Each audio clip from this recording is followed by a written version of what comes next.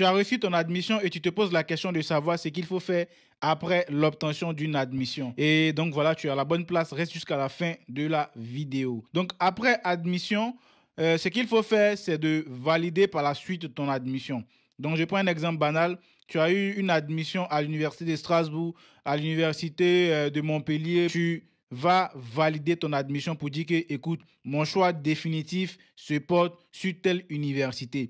Ça, c'est la première des choses à faire. Et après ça, un point très compliqué, très important sur lequel vous devez vraiment vous attarder, c'est la recherche de logement. Parce que rechercher le logement, c'est très complexe. Les amis, je vous assure, il y a des gens qui sont déjà en France qui peinent même à trouver des logements étudiants. Du coup, imagine-toi qui est hors du pays, qui cherche un logement. Donc, franchement, attardez-vous sur le volet logement. Vous pouvez certes avoir des attestations d'hébergement en fait pour pouvoir faire votre demande de visa.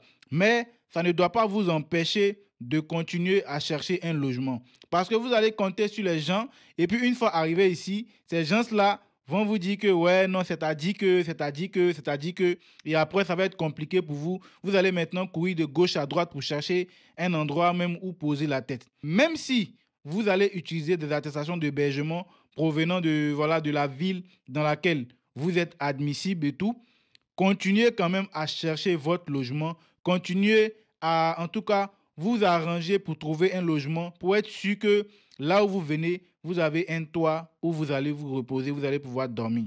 Parce que je vous assure, il y a énormément de stress en ce qui concerne les études, les démarches administratives. Donc du coup, si tu dois encore venir avoir un autre stress parce que tu n'as pas de logement, c'est très complexe. Après le volet logement et tout, bien évidemment, il faut avoir un garant financier. Donc, le garant financier, c'est une personne physique où tu peux avoir une garantie financière comme quoi, genre, un compte bloqué et tout, la VI et tout, nanana. Bon, pour ça, on va rentrer plus en détail après. Donc, une fois que vous avez le volet logement, vous avez, genre, votre volet aussi, comment dirais-je, financier, c'est-à-dire vous avez déjà un garant financier ou vous avez une garantie financière et tout.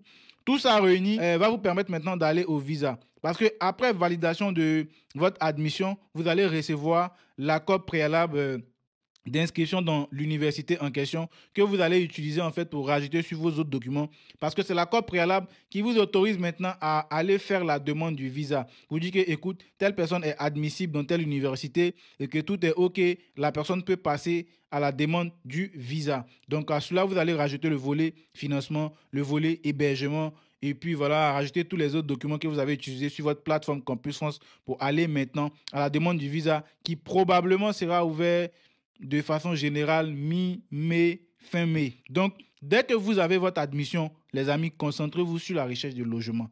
Concentrez-vous sur la recherche de logement. C'est la base, je vous assure.